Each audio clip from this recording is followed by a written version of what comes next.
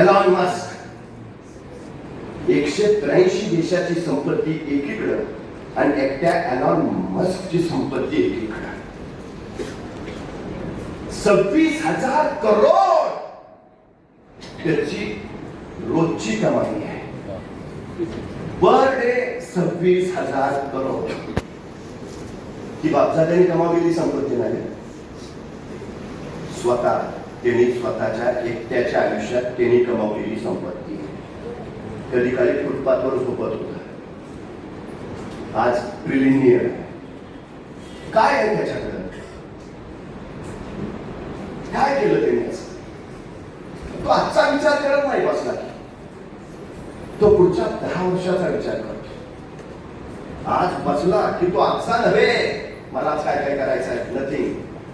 पुढच्या 10 वर्षात मला काय करायचं आहे हे ठरवतो. आणि एकदा त्याचं ठरलं मला पुढच्या 10 वर्षात हे करायचं आहे, तो परत बसतो जे मला 10 वर्षात करायचं आहे ते 1 वर्षात कसं करता येईल. म्हणजे इतर लोकांना जे करायला 10 वर्ष लागतात, एलॉन मस्क ते 1 वर्षात करतो. म्हणजे आता जो एलॉन मस्क नंतर श्रीमंत आहे त्याच्यापेक्षा 10 पटीने एलॉन मस्क श्रीमंत. काय त्याला 10 वर्ष लागतात, एलॉन मस्क 1 वर्षात. पहिला माणूस एलॉन मस्क ज्यांनी सांगितलं 2050 साली पृथ्वीच्या पोटातले पेट्रोल डिझेल संपेल, 2090 साली पृथ्वीच्या पोटातला गॅस संपेल. मग गाड्या चालतील कशावर? दुसऱ्यानं काय केली? टेस्ला कंपनी विकत घेतली आणि इलेक्ट्रिक कार्स बनवणारी जगातली सगळ्यात मोठी कंपनी त्यांनी उभा केली. इराण अमेरिकेचं युद्ध सुरू झालं, पेट्रोल डिझेलची टंचाई, सगळ्या जगाने एलॉन मस्कच्या टेस्ला घेतल्या. का ट्रिलियनर झाला? की आजची परिस्थिती आज अशी ते त्यांनी कधी ठरवलंय? 10 वर्षात. तो का श्रीमंत आहे जगातला?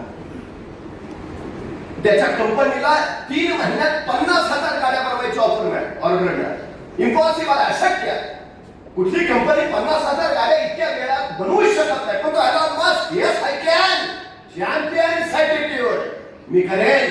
त्याने ऑर्डर स्वीकारली, काम सुरू झालं. पण कंपनीचं मशीन टूल बिघडलं. ते फ्रान्सला मिळत होतं. त्यांनी कंपनीला फोन लावला, मशीन टूल हवंय. फ्रान्सची कंपनी म्हणाली आहे, पाठवून देतो, 2-3 दिवसात पोहोचेल. 2-3 दिवस एवढा कुठं आपल्या वेळा. त्यांनी स्वतःचं खासगी विमान काढलं, फ्रान्सला पोहोचला, मशीन टूल घेतलं. संध्याकाळी कंपनी, काम रुकना नाही चाहिए. त्याला वेळेचं मोल माहिती आहे, त्याला वेळेची किंमत माहिती आहे. त्याला माहिती आहे वेळ साठवता येत नाही, वेळ गोठवता येत नाही, वेळ घड्याळ बंद करून वाचवता येत नाही, वेळ कुणाला उधार देता येत नाही. आणि आपल्याला गरज असेल तर कुणाचा अर्धा तास आपल्याला उसना घेता येत नाही. वेळ एकदाच हाताशी येतो. आल्या क्षणाची ज्याला संधी करता आलं आणि संधीचं ज्याला सोनं बनवता आलं तो जिंकतो. वेळ नाही त्याच्याकडे, अजिबात नाही. पूर्वी देश अवकाशात यान सोडायचे, आता एलॉन मस्क एकटा अवकाशात यान सोडतो. स्पेसएक्स नावाची कंपनी काढली. सुनीता विल्यम्स अंतराळ स्थानकात अडकले, नासाला सुद्धा शक्य झालं नाही त्यांना खाली आणणं. एलॉन मस्कने स्वतःचं स्पेसएक्स पाठवलं आणि सुनीता विल्यम्सला पृथ्वीवर आणलं. परवा एलॉन मस्क काय म्हटला माहितीये? पुढच्या 10 वर्षात माझं मंगळावर शहर असेल. मंगळावर शहर असेल. आमचं काय चाललंय? चाललाय मंडळ तो मंगळावर. का श्रीमंत आहे? गेल्या 47वा वाढदिवस साजरा केला त्यांनी स्वतःचा. 47 कसा केला? जगातला सगळ्यात श्रीमंत माणूस आहे, त्याचा 47वा वाढदिवस कसा साजरा केला असेल? अख्ख्या अमेरिकेत बोर्ड लागले असते आमचे आभार. काय सेलिब्रेशन असेल वाढदिवसाचं? कसा साजरा केला असेल 47वा वाढदिवस? एलॉन मस्कनं त्याचा 47वा वाढदिवस कसा साजरा केला माहिती आहे? आपल्या 47व्या वाढदिवशी तो 24 तास अखंड काम करत होता.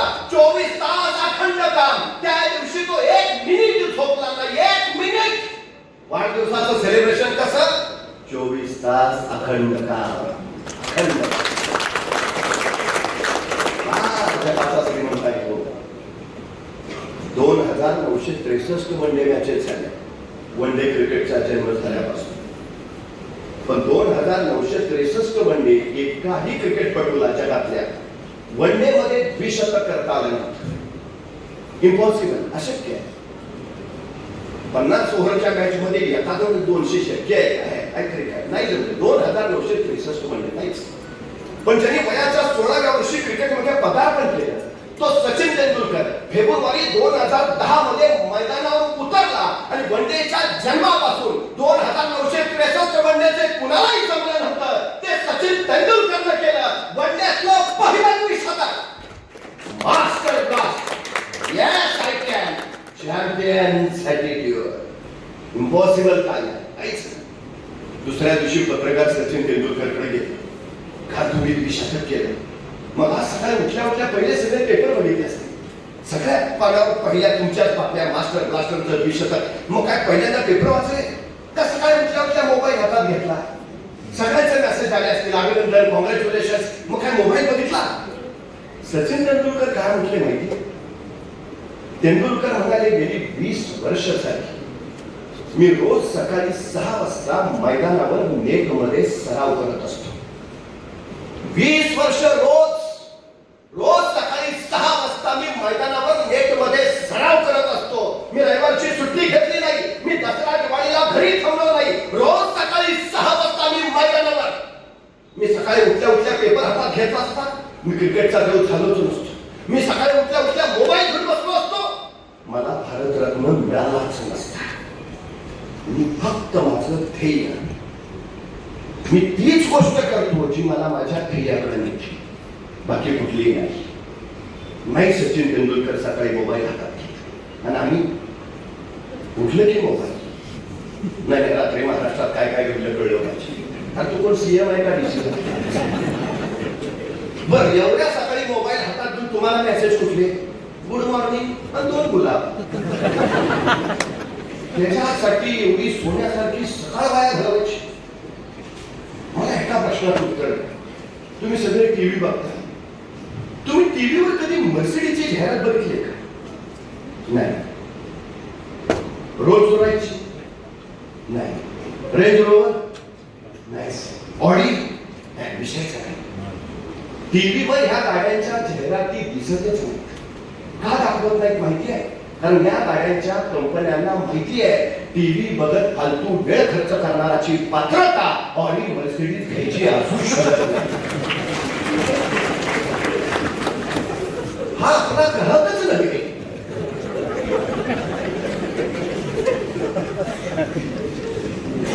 चुकून दिसणार नाही टीव्हीवर. हे आपलं नाही फिरायला. पण तुम्ही मोबाईलवर कधी जाहिरात बघितली का मर्सिडीजची ऑडीची? नाही. मग मोबाईलवर जाहिरात कुठली?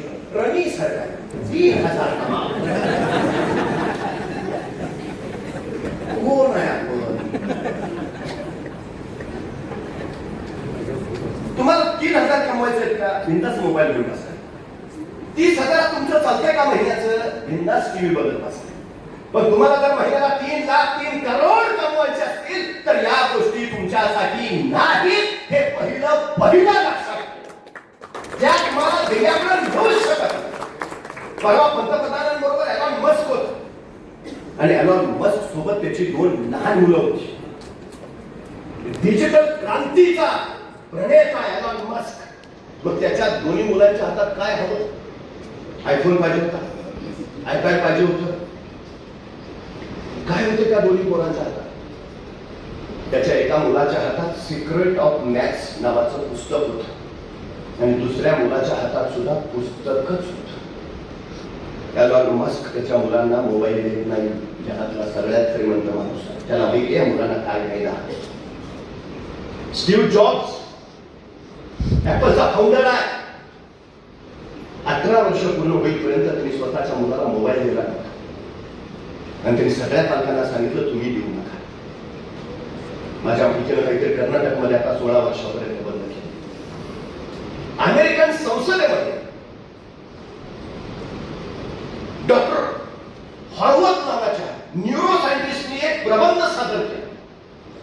त्यात ते हॉर्वर्थ असं म्हणतात की मागच्या पिढीपेक्षा आताची पिढी बौद्धिक क्षमतेत, निर्णायक क्षमतेत, क्रिएटिव्हिटीमध्ये अत्यंत स्मरणशक्तीच्या बाबतीत ते अत्यंत कमकुवत आहे. आणि त्याच्यापेक्षा पुढचं त्यांनी सांगितलं की मागच्या पिढीतला 40 वर्षाचा एखादा व्यक्ती उभा करा आणि त्याच्या शेजारी आत्ताचा 20 वर्षाचा मुलगा उभा करा. त्या दोनोकडे बघितल्यावर तुमच्या लक्षात येईल 40 वर्षापेक्षा तो 20 वर्षाचा पोरगा तुम्हाला वृद्ध वाटेल. का? लहानपणापासून त्याच्या हातात अल्ट्रा व्हायलेट रेज फेकणारा मोबाईल आला. 40 वर्षाच्या माणसाच्या हातात नव्हता म्हणून तो अधिक देखणार तरुण आहे. तुम्ही बघा कॉलेजला जी मुलं जातात त्यांचे आई वडील त्यांच्याबरोबर गेले तर बाकीचे विचारतात हे ऍडमिशन घ्यायला आले इतके ते तरुण दिसतात. तुमची मुलं एका मिनिटापेक्षा जास्त वेळ पुस्तक घेऊन एका जागी बसू शकत नाही. 1 तास नाही म्हणत मी, 1 मिनिट. त्यांचा मेंदू स्थिरच होऊ शकत नाही कारण त्यांना रील्स बघायची सवय आहे. एक रील्स एका मिनिटाची असते. Just scroll scroll scroll. त्याच्या मेंदूला सवय झाली आहे. तो नाही बसू शकतो. त्याला वर्गात 1 तास जरी बसवला तरी 38 मिनिटं त्याचं माइंड भरकटत असतं असं डॉक्टर हॉर्वर्ड सांगतात. अमेरिकन संसद आता कायदा करते. धोका फक्त मुलांना नाहीये, धोका उद्या देशाला आहे. या पिढीकडे जर बौद्धिक क्षमता नसेल तर उद्याचा देश कोण चालले? या मुलांना जर निर्णय क्षमताच राहिली नाही तर उद्याच्या देशाच्या निर्णयाचं कोण करेल? या लोकांना जर क्रिएटिव्हिटी इनोव्हेशन राहिलं नाही तर उद्या शोध संशोधन कोण करेल? निर्मिती कोण करेल? लक्षात घेतलं पाहिजे. धोका सगळ्यात मोठा तो आहे. कुठल्या दिशेने घालूया आम्ही? मी वारंवार सांगतो तुमची मुलं अपयशी होतात याचा अर्थ त्यांच्यात काही कमतरता आहेत म्हणून नव्हे. ते अभ्यासाला कमी पडतात. की त्यांच्या ध्येयाकडे पूर्ण एकाग्रतेनं जात नाही हे त्याचं सगळ्यात मोठं कारण. हिंदुस्थानात प्रभू श्री रामचंद्रांपेक्षा हनुमानजींची मंदिरं जास्त. कुठेही जा. का हो? 2 गोष्टी आहेत हनुमानजींच्या. प्रत्येक गावात असायलाच हवं म्हणून आणि तो संदेश पुढच्या पिढीने घ्यायला. रावणाला मारलं. श्रीराम सीतामातेसहित अयोध्येला आले आणि त्या युद्धामध्ये ज्यांनी ज्यांनी सहकार्य केलं त्या सगळ्यांना सीतामातेने भेटवस्तू दिली. सगळंच झालं आणि अचानक सीतामातेचं लक्ष कोपऱ्यात उभा असणाऱ्या हनुमानजीकडे गेलं. कारण ज्यांनी सगळ्यात मोठं काम केलं तेच राहिले. ते धावत धावत हनुमानजी इथं काय करता या इकडं म्हणून हनुमानजींना द्यावं काय? सगळ्यांना सगळं देऊन संपलेलं. आता द्यायला काय आहे? अचानक सीतामातेचं लक्ष स्वतःच्या गळ्यातल्या मोत्याच्या रत्नहाराकडे गेलं. त्यांनी पटकन गळ्यातला मोत्याचा रत्नहार काढला आणि हनुमानजींना भेट म्हणून गेला. स्वस्त झाला. सीतामाता बाकीच्या पाहुण्यांना बघायला गेल्या.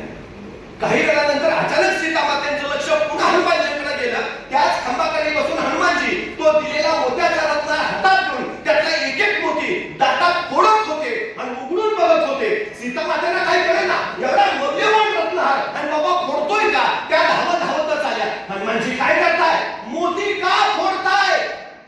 हनुमानजी म्हणाले मोत्यात राम आहे का पाहतोय. मोत्यात राम आहे का पाहतोय.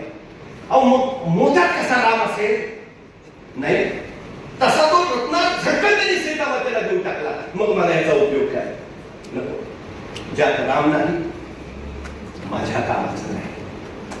माझा श्वास राहा, माझा ध्यास राहा, माझं जगणं राहा, माझं वागणं राहा.